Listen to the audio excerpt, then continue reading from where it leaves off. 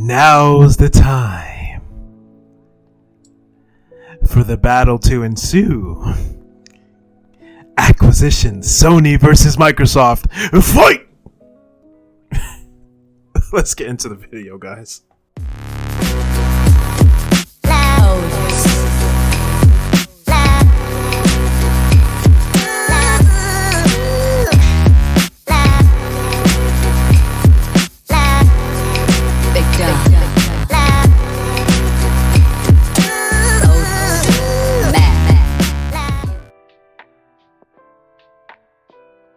Alright, what's going on, guys? So I'm back again, just making another video for you guys.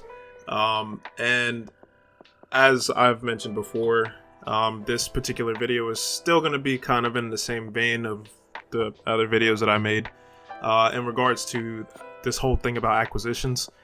But today what I want to focus on in particular is just, I'm not going to go into super details, but what I want to go into the general idea behind the philosophy behind how Sony acquires studios and how Microsoft acquires studios, and just their whole philosophy behind acquisitions.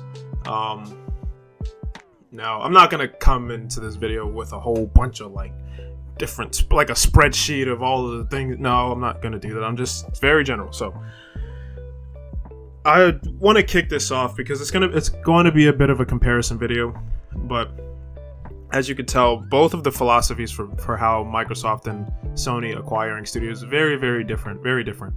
You know, you could tell, especially now, Microsoft has been in the headlines, for their Activision acquisition, right?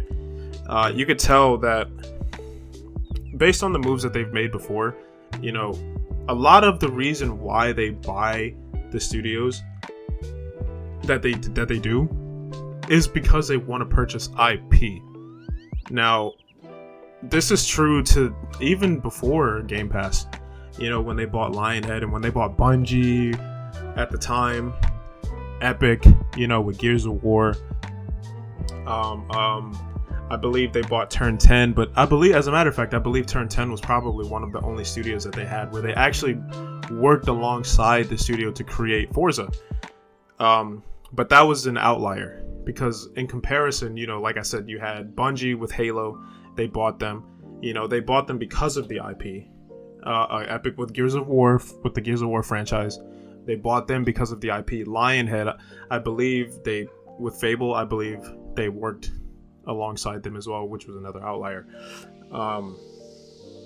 But even with this Activision acquisition and Bethesda, all of these acquisitions that Microsoft has made, just almost in general, they've all been to purchase IP. That's what they do.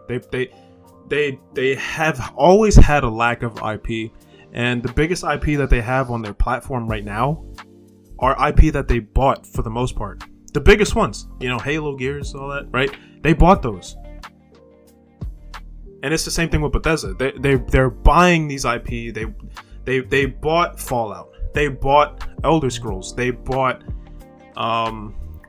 Dishonored, and all of these other games The Evil Within, and all of these games that fell under the hood of these major publishers.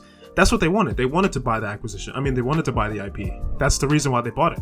That's the reason why they bought Activision, because they wanted Call of Duty. They wanted StarCraft. They wanted,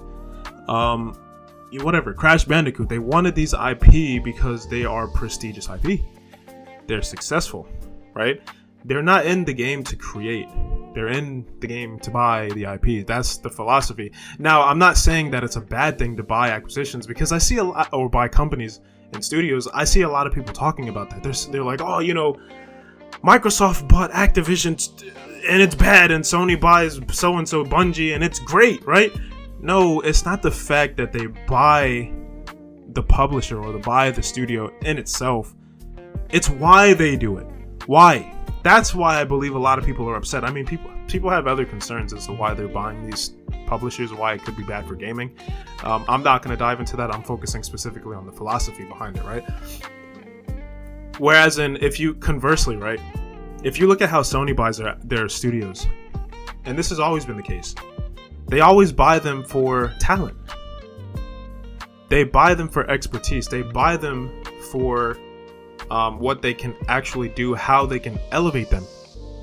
You know, Sony bought Insomniac, and I know this is not going back completely into their history, but you know, recently Sony bought Insomniac. I think it was back in 2019, right?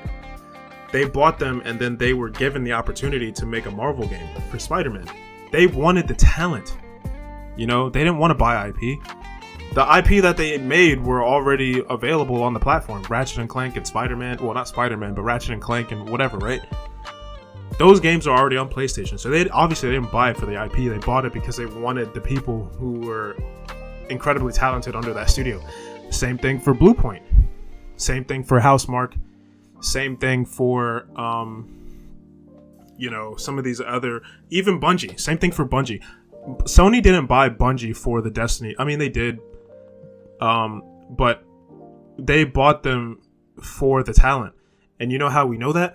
Because the $3.6 billion that they spent for Bungie, 1.2 billion of those dollars was literally just to retain the talent that Bungie had. So we have one company who buys IP where they lack in IP and they lack in creativity and they lack in focus on what they're trying to do. And you have another company that focuses on buying studios based on their talent, based on their ability to make a great game. You know, and on top of that, Sony buys studios that they've been working with for years. They don't just buy anybody.